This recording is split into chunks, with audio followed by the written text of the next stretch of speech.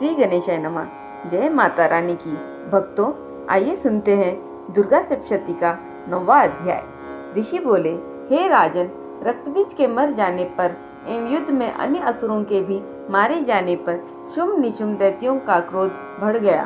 फिर दैत्यों की प्रधान सेना को साथ लेकर निशुंभ युद्ध भूमि में आया। उसके आगे पीछे दाएं बाएं बड़े बड़े दैत्य थे। वे क्रोध के मारे होठ काट रहे थे। शुंभ भी अपनी सेना के साथ मातृगणों से लड़कर चंडिका को मार डालने की इच्छा से आ गया। दोनों दैत्य बादलों की तरह बाणों की वर्षा करने लगे। अपने बाणों के समूह से चंडिका ने उनके बाण काट दिए। फिर शस्त्र समूह से उन दैत्यों के अंगों पर प्रहार किया। निशुंभ ने तीखी तलवार तथा चमचमाती ढाल उठा ली। देवी के पराक्रमी वाहन सिंह के सिर पर प्रहार किया। अपने वाहन पर इस प्रकार प्रहार होता देखकर देवी ने शुरूप नामक बाण द्वारा निशुंभ की बड़ी तलवार तथा 8 चंद्रों वाली ढाल काट दी।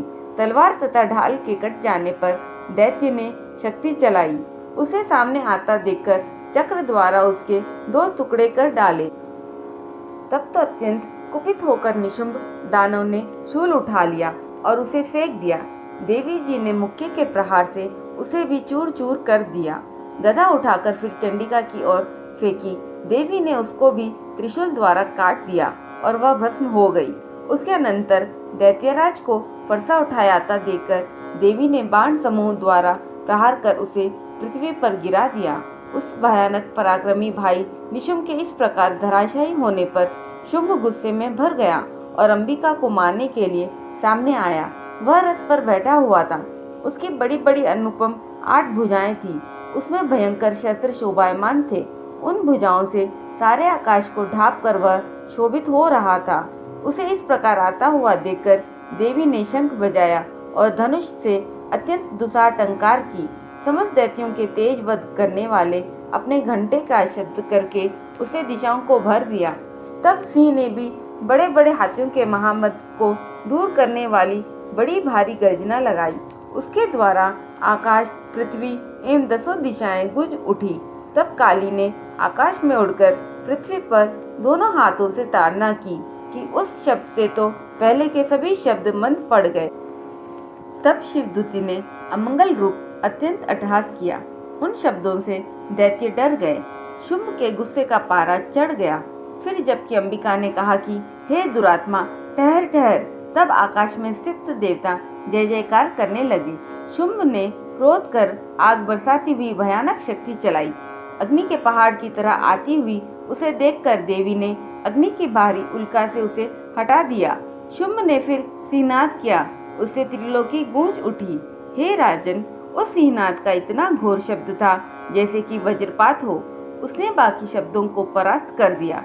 तब शुंभ द्वारा छोड़े हुए बाणों को देवी ने तथा देवी द्वारा चलाए बाणों को शुंभ ने अपने उग्र बाणों द्वारा सैकड़ों हजारों टुकड़े कर दिए। तब चंडिका ने कुपित होकर शुंभ को शूल से मारा। उसके लगते ही वह मूर्छित होकर पृथ्वी पर गिर पड़ा। इतने में निशुंभ चैतन्य होकर वहां पहुंच गया।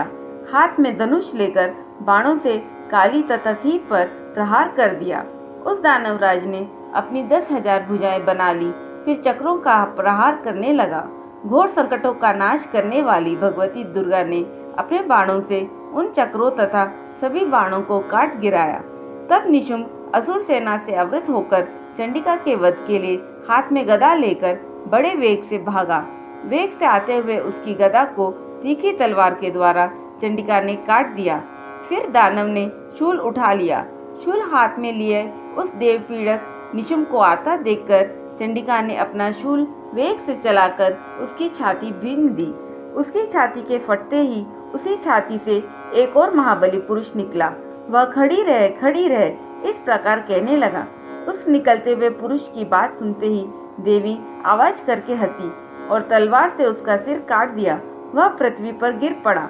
तब भयानक दाढ़ों वाला सिंह दाढ़ों से असुरों के सिर खुरच खुरच कर खाने लगा।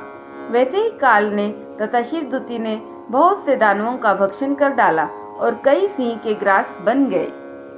इस प्रकार श्री मार्कंडेय पुराण में सार्वजनिक मनवंतर की कथा के अंतर्गत देवी महात्म्य में निशुंभ वध नामक 9वां अध्याय पूरा हुआ। एक बार प्रेम से बोलिए, जय माँ शेरा वाली की।